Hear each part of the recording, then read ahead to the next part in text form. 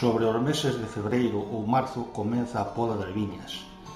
No mes de maio cultívanse os terreos ou escarba, que consiste en limpiar ao redor das cepas e despois de 15 días cávase ou árase todo o terreo. Ao pouco tempo bótaselle xofre, solo ou mesturado con sulfato, para a eliminación de enfermedades das cepas. Bótanllo os mesmos veciños. Tamén se pode repetir esta operación varias veces mesmo ata uns días antes da vendimia.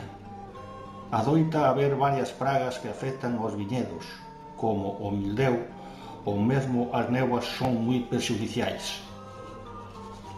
As cepas hai que limpialas e mesmo quitarlle algunhas varas bravas que lle saen, porque se non se vixían estas varas converten a cepa en brava e inservible.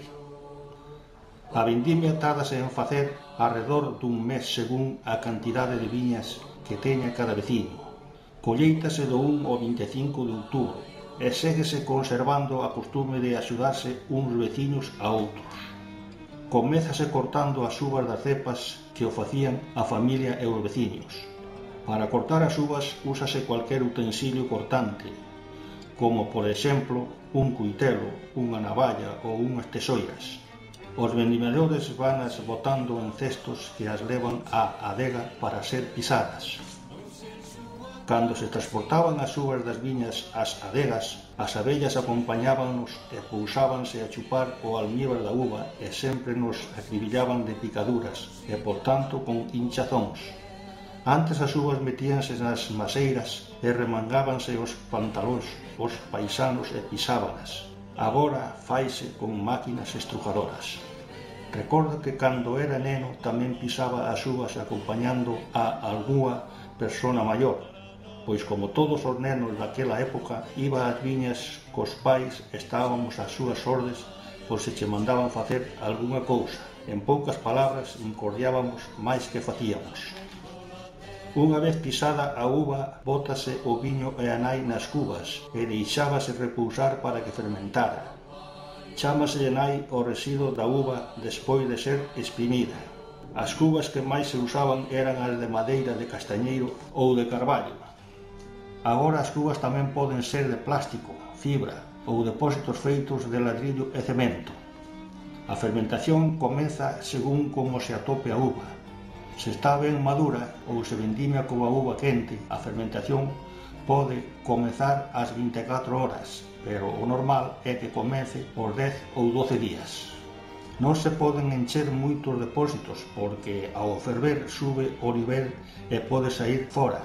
Para que isto non ocurra, de vez en cando baixase cun pau ata que colla o nivel dun principio. Esta operación seguirase facendo ata que termine o proceso de fermentación, que durará sobre 15 ou 20 días aproximadamente. Déixase descansar un par de meses e transcurrido este período de tempo xa se pode empezar a consumir. É conveniente separar o viño da nai. Esta operación chámase trasegar. Adóitase facer un par de veces e conséguese que o produto sexa máis limpo. Feita esta operación, o viño empeza a asentar e, polo tanto, a aclarar. O viño pódese deixar nas barricas ou pódese embotellar. Isto todo tamén se fai na casa, e rematada toda esta operación, todos contentos co traballo realizado e, polo tanto, a disfrutar do viño en espera da nova colleita. Pero aínda temos que facer a augardente, que se fai coa nai do viño. Bótase nunha pota composta por 3 pezas, todas elas de cobre, pota, capuchón e serpentín. Primeiro énchese a pota e ponse a lume lento.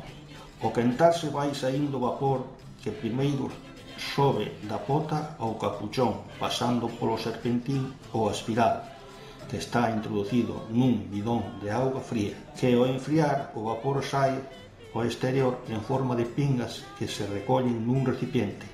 Este vapor convertido xa en aguardente vaise analizando.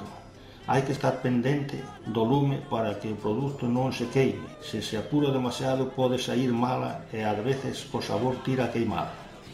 Se lle queremos dar máis ou menos graduación, baixase ou aumentase o lume. Cando chega a 21 ou 24 graus, termina o proceso de elaboración resultando un aguardente listo para o consumo. A culpa non che foi miña,